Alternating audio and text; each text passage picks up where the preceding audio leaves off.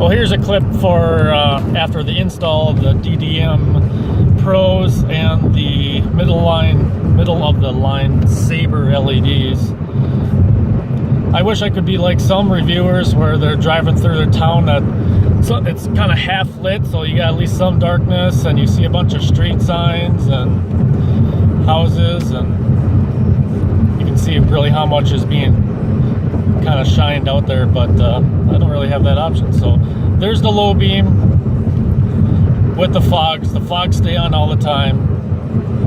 I can see signs way up in the distance with these versus the stalkers that were in there.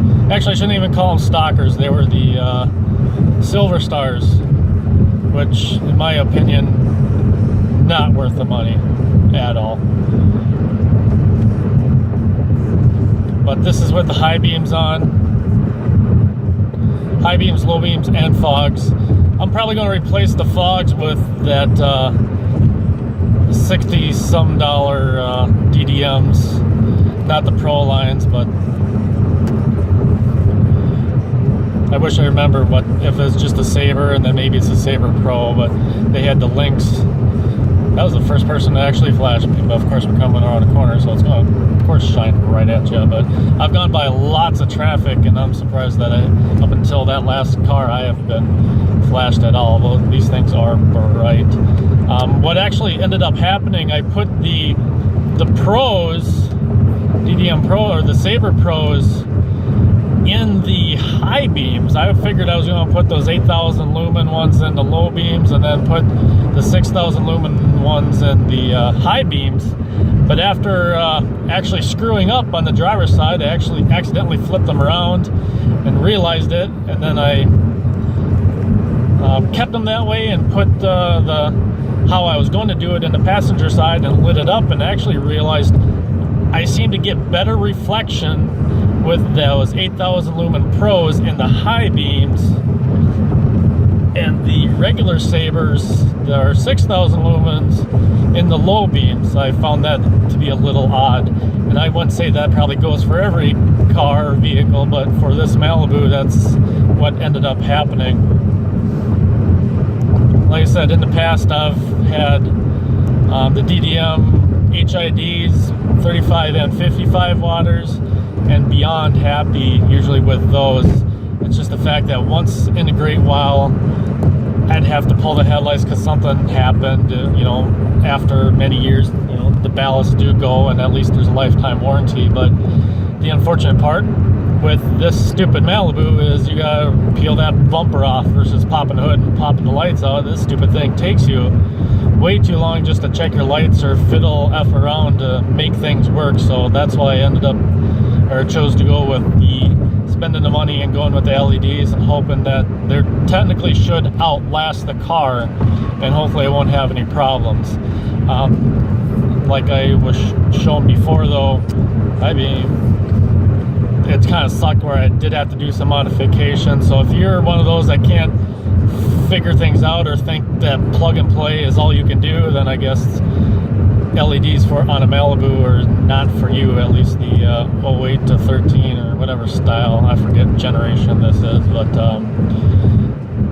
definitely pretty awesome. I wish it'd be kind of cool to compare them against a set of HIDs or something, but I guess with my experience, they are pretty darn close.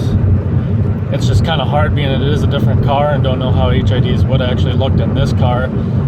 The Grand Prix I had the same setup where fog stayed on all the time, and I rigged it up so that the lows would stay on with the highs. But with the high beams, I had, I think, the 55 watt set, and the low beams the 35 watt set, and then the low, you know, the fogs are 35. So I had a ton of HID set up lighting going out on that car, and you could feel like you could see forever in that car. But those headlight housings were really set up to distribute light though too, so I was really happy with that.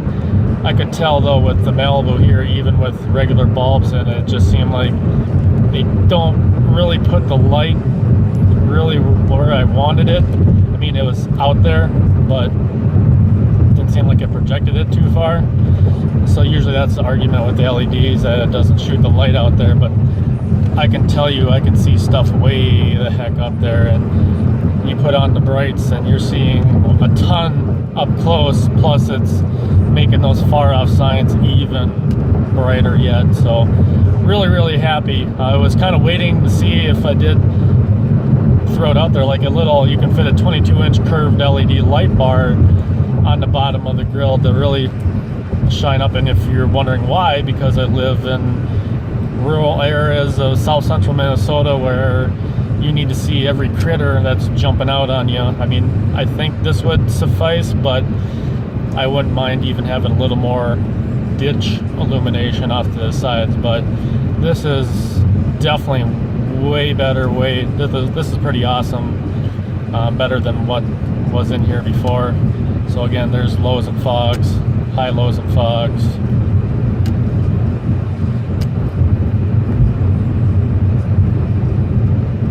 It's pretty awesome.